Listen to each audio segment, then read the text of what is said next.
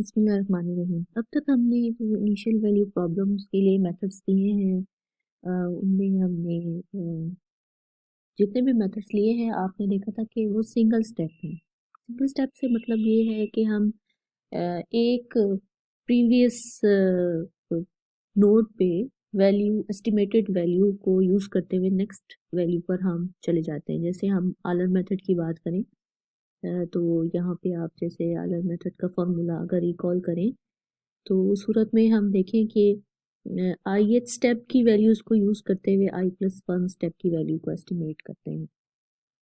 इसके अलावा हम ये भी देख सकते हैं कि ये हमारे पास एक्सप्लिसिट मेथड है, दैट इज़ कि unknown in terms of known हम एक्सप्रेस कर रहे हैं। लेकिन अगर आपको याद हो, हमने एक मॉडिफाइड आलर मेथड दिया था और उसमें अगर आप नोट करें तो i+1 स्टेप की वैल्यू को एस्टिमेट करने के लिए ith स्टेप की वैल्यू और i+1 स्टेप की वैल्यू जो है यहाँ पे नज़र आ रही है। अब जिस वैल्यू को एस्टिमेट करना है वही वैल्यू यहाँ पर मौजूद है। तो ऐसे मेथड्स को when unknown is given in terms of unknowns, इसको हम इम्प्लिसिट मेथड कहते हैं। अब इस तरह के मेथड्स में हमारे पास जब तक एक कोई एस्टिमेशन या प्रिडिक्शन i+1 वैल्यू के लिए मौजूद ना हो, तब तक हम इसको वर्कआउट नहीं कर सकते। तो हम इस ऐसी सूरत में इम्प्लिसिट मेथड्स की सूरत में हम करते ये हैं कि हम एक प्रिडिक्टेड वैल्यूज जो है वो एक रफ एस्टिमेशन i+1 वैल्यू की लेते हैं और उसको यूज़ करते हुए उसको फर्दर इस इम्प्लिसिट मेथड को यूज़ करते हुए हम इसको इम्प्रूव कर लेते हैं। तो ऐसी टेक्निक को हम कहते हैं प्रिडिक्शन करेक्शन, और ऐसे मेथड को हम प्रिडिक्टर करेक्टर मेथड कहते हैं कि एक कोई सर्टेन मेथड हम यूज़ करेंगे for predicting the value i+1 of the i+1 stage and then we use this method to correct this value. For example यहाँ पे अगर मैं आलर मेथड की जो सिंपल फॉर्म है उसको यूज़ करके प्रिडिक्शन एक ले लूँ और उसको यहाँ पे इस्तेमाल करके फिर इसको मज़ीद करेक्ट आउट कर दूँ, तो इस तरह से हमारे पास जो मेथड बनेगा उसको प्रिडिक्टर करेक्टर मेथड कहेंगे। इसके अलावा जो कॉन्सेप्ट अभी हमने दिया कि एक तो इम्प्लिसिट और एक्सप्लिसिट मेथड्स का दे दिया, एक और कॉन्सेप्ट है जो कि बहुत इंपॉर्टेंट है, और हम जब अब प्रिडिक्टर करेक्टर मेथड्स पे जाएंगे तो आप देखेंगे कि वो सिंगल स्टेप मेथड्स नहीं रहेंगे, वो मल्टी स्टेप मेथड्स बन जाएंगे। और फिर मल्टी स्टेप मेथड्स का मतलब ये होगा कि वो मल्टी पॉइंट मेथड्स पूछ सकते हैं। इसको मज़ीद समझने के लिए हम ज़रा देखते हैं, हमारे पास एक फॉर्मल डेफिनीशन है मल्टी स्टेप मेथड की कि अगर हमारे पास ये गिवन इनिशियल वैल्यू प्रॉब्लम है तो हम ये कहेंगे कि एक m स्टेप मेथड हम इस्तेमाल कर रहे हैं, multi step method for solving that initial value problem.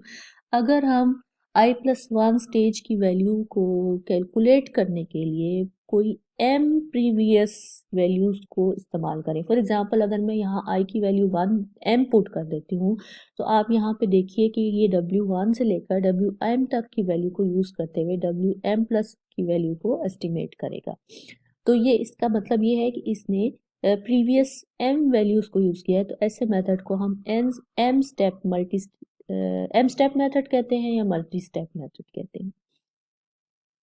लेकिन यहाँ पे एक चीज़ और नोट कर लें कि ये जो आपको ब्लू में जो टर्म नज़र आ रही है, ये ऑफ कोर्स ये वही कॉन्सेप्ट है कि ये इम्प्लिसिट मेथड को एम्फसाइज कर रही है। इन केस अगर हम बी एम को ज़ीरो ले लेते हैं तो ये जो एम स्टेप मेथड या मल्टी स्टेप मेथड है ये एक्सप्लिसिट बन जाता है, और अगर बी एम को हम नॉन ज़ीरो ले लेते हैं तो उस केस में ये जो एम स्टेप मेथड है ये इम्प्लिसिट मेथड बन जाएगा।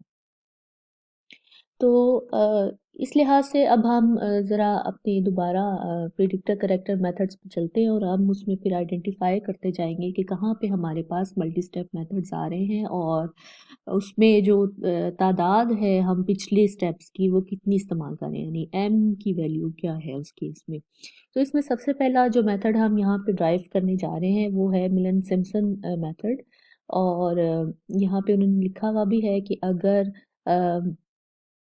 हमारे पास कोई ऐसा मेथड हो जिसमें हम एक इनिशियल रफ एस्टिमेट को रिफाइन करें by means of more accurate formula, then such method is called predictor method. And जो प्रिडिक्शन के लिए फार्मूला यूज़ होगा वो प्रिडिक्टर फार्मूला कहलाएगा, और जो करेक्शन के लिए यूज़ होगा या इम्प्रूवमेंट के लिए यूज़ होगा उसको हम करेक्टर फार्मूला कहलाएगा। Now we consider for the derivation of Millen-Simpson method the first predictor corrector method or the multi-step method. We consider the Newton's forward difference interpolation formula. If you recall, आपके पास forward difference interpolation अगर equispaced data हो तो उस सूरत में ये formula आपके पास मौजूद है, जहाँ पे आपको पता है कि u होता है x minus x naught by h, या ये relation पाई जाती है कि x equal to x naught plus hu. Now in this formula हम y को y डैश से रिप्लेस कर लेते हैं, क्योंकि एक्चुअली हमें जो इंफॉर्मेशन हमारे पास है वो या तो हमारे पास एक इनिशियल वैल्यू पर, इंडिपेंडेंट वेरिएबल की इनिशियल वैल्यू पर y की वैल्यू नोन है, या फिर हमें y के डेरिवेटिव की इंफॉर्मेशन है। तो इस वजह से हम y को y डैश से रिप्लेस करते हैं, और इसके बाद नेक्स्ट हम इसको यूँ करते हैं कि हम पूरे इंटरवल को let us choose an interval, and we divide that interval in 4 equal parts such that we have 5 points x0 से लेकर x4 तक, और हम इस फॉर्मूले को, जो नंबर 1 फॉर्मूला आपके पास नजर आ रहा है, इसको इंटीग्रेट कर लेते हैं x0 से x4 तक। Upon integration and after some simplification, यहाँ पे एक सब्स्टिट्यूशन की गई है, x equal to x0 plus 4 है h, जिससे हमारी लिमिट्स थोड़ी सी सिंप्लीफाई हो गई हैं। तो आफ्टर दिस सिंप्लीफिकेशन हमारे पास बाकी आपको जो है वो फर्स्ट फॉरवर्ड डिफरेंस और सेकंड ऑर्डर फॉरवर्ड डिफरेंस का फॉर्मूला पता है कि किस तरह से आप इसको लिख सकते हैं। तो यहाँ पे इनकी वैल्यूज़ को सब्स्टिट्यूट किया गया है, और क्योंकि ये इन्फिनिट सीरीज थी तो इसको सिर्फ सेकंड ऑर्डर फॉरवर्ड डिफरेंस तक लिया गया, बाकी टर्म्स इग्नोर कर दी गई हैं। तो if we neglect the higher term and then we put the values of the first and second order forward differences and we apply the limits, then we have this formula जो आपको नजर आ रहा है कि y4 is equal to y naught plus 4h by 3 to y1 dash, y2 dash and y3 dash. Now we know that y1 dash means the value of f at x1 y1, because y dash is f of xy, and y2 dash means the value of f at x2 y2, and y3 dash means that the value of f at x3 y3. अब इससे हमें ये पता चल रहा है कि ये एक 4-point method है, because it needs to calculate y4 we need previous 4 values at x0, x1, x2 and x3. So अच्छा, ये तो हमारे पास y4 निकालने के लिए फॉर्मूला। इन जनरल अगर हम yn+1 निकालने का फॉर्मूला लिखें तो ऑफ कोर्स उससे पिछली 4 वैल्यूज हमें चाहिए, तो हम उसके मुताबिक इंडेक्सिंग कर देते हैं, n-3, n-2, n-1 and nth value. तो पिछली 4 वैल्यूज को हमने अप्रोप्रिएट जगहों पर इंडेक्स कर दिया है। तो this is called the Milne's predictor formula. अच्छा, this is 4-point formula, but it is explicit, that is the knowns are used to find the unknowns, या unknown is written in the form of knowns. Secondly हम इसका character formula निकालते हैं। Character formula निकालने के लिए हम जो करेक्शन मेथड है उसके लिए हम इस अगेन इसी फार्मूले को, ये जो हमारा Newton's forward difference interpolation formula है, इसको x0 से x2 तक इंटीग्रेट करते हैं, और using the same procedure we have the corrector formula given by this: y2 is equal to y naught, and then the combination of y naught dash, y1 dash and y2 dash, you know that it means this is a 3-point formula. इसमें 3 पिछले points इस्तेमाल होके एक अगला point इस्तेमाल हो रहा है। This is the corrector method. So अगर हम इन दोनों को कंबाइन करें तो we call this Milne Simpson predictor corrector method. तो आगे ये एग्जांपल दी हुई है इसके लिए। अगर you have again an initial value problem such that you know the values of the dependent variable y at some ये आपके पास 4 पॉइंट्स पर वैल्यू दी हुई है, y of 0, y of 0.1, 0.2 और 0.3, और equispaced data you have to compute the value of y at 0.4 using it says that Millen-Simpson predictor corrector formula. Now you know the formula, you just have to put the indices और उनकी values calculate करनी, और आपने इसे यहाँ से answer निकाल लेना।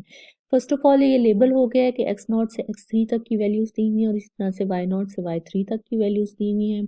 रिक्वायर्ड वैल्यू y ऑफ 0.4 है जो कि y ऑफ 4 है, जो कि x4 इक्वल टू 0.4 पे निकाली जाएगी। प्रिडिक्टर फॉर्मूला हमारे पास है, तो इसमें n की वैल्यू जो है वो 3 पुट कर लेते हैं, तो उससे हमारे पास y4 की वैल्यू निकालने का फॉर्मूला बन जाएगा। बाकी y1 डैश, y2 डैश और y3 डैश आपको पता है, it will be calculated using the given f of x y function, because y dash is equal to f of x y। तो ये वैल्यूज कैलकुलेट करने के बाद आप इस फॉर्मूले में सब्स्टिट्यूट करें तो you will have for the predicted value of y4। Now you use this predicted value in the corrected formula.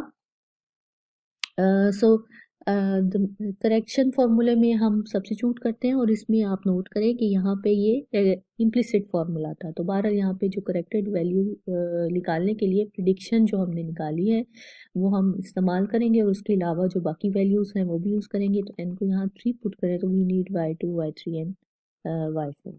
y2 dash और y3 डैश हमारे पास ऑलरेडी नोन है, बट क्योंकि y4 हमने नया कैलकुलेट किया है तो इसके लिए y4 डैश हमें कैलकुलेट करना पड़ेगा। वो हम using f of x4 y4 calculate करते हैं by using the predicted y4 value, और उसके बाद then we substitute in this formula to get the correction on the y4 value. तो ये आपके पास प्रिडिक्टेड वैल्यू जो आ रही थी, इफ यू नोट दैट ये 1.2771 है, और यहाँ पे करेक्शन जो आई है 1.2797, so it is different in terms of the two decimal places at the third and fourth place. Similarly इस तरह से कुछ बाकी एग्जांपल्स हैं आपके पास, या तो ये वैल्यूज़ नोन होनी चाहिए या इनको किसी तरीके से आपको बताया हुआ कि किस तरह से आपने कैलकुलेट करना है, तो इन सच केस फिर आप ये प्रिडिक्टर और करेक्टर फॉर्मूला लगाकर और आप ये कैलकुलेट कर सकते हैं। जैसे यहाँ पे एग्जांपल 3 में देखिए, ये x y plus y square है, वाई ऑफ 0 इक्वल टू 1 है, find y of 0.1 by Taylor's method, 0.2 by Euler's method, 0.3 by R K method of order 2 use कर लें, ऑर्डर 4 यूज कर लें, and then y of 0.4 by Milne Simpson predictor corrector method. तो बहरहाल this is quite a long process, लेकिन in case अगर आपको values known ना हो तो you can use any of the explicit methods, the single step methods to find the to find the values that are required for the predictor character formula। तो इस तरीके से आप ये कैलकुलेट कर सकते हैं। सो दिस एग्जांपल वर्कआउट हुई भी है, इसको आप प्रैक्टिस आउट करें और देखिए कि इसमें और कितनी एग्जांपल्स हैं। Example 5, use the Taylor's method to solve this at x equal to plus minus 0.1, 0.2, continue the solution of the problem at 0.3 using Millen's method। तो बाकी जो एग्जांपल्स हमें नज़र आ रही हैं ये हमारे पास लास्ट एग्जांपल थी। तो इस तरह से आप नेक्स्ट लेक्चर में हम दूसरे प्रिडिक्टर करेक्टर या मल्टी स्टेप मेथड्स देखेंगे, इसके अलावा जो एग्जिस्ट करते हैं।